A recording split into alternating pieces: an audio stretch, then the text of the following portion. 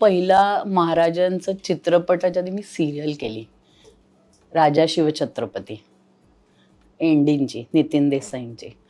ती सलग 2.5-3 वर्ष आम्ही शूट केलं. ते माझं पहिलं म्हणजे महाराजांच्या प्रती असं काम होतं.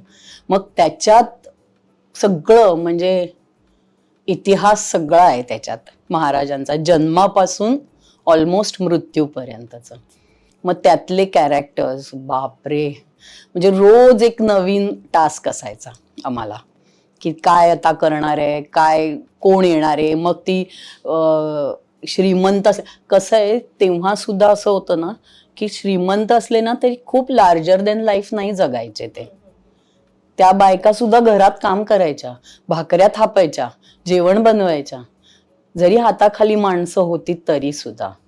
सो ते कसं असेल, मग अगदी डिटेलिंग की मग तिच्या बांगड्या कशा असतील, मग ती काय काम करते तर ती अंगठ्या घालेल का नाही, मग तिच्या जोडव्या कशा असतील, मग ती पैंजण घालेल का, मग पैंजण त्या काळात कोण घालायचं आणि तोडा कोण घालायचं, मग मंगळसूत्र कसे असतील, मग ते पोतीचं असेल, ह्याचं असेल, मग 1 वाटीचं 2 वाटीचं, मग साडी कशी असेल, ब्राह्मणी नेसायची, गवळण नेसायची, मराठा नेसायची, हे सगळं बायफर्केशन करायला लागायचं.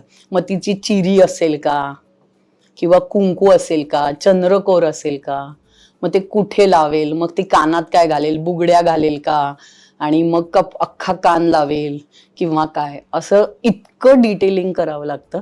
पण मजा येते, मी परत परत सांगते, कारण मी खूप एन्जॉय करते हे काम.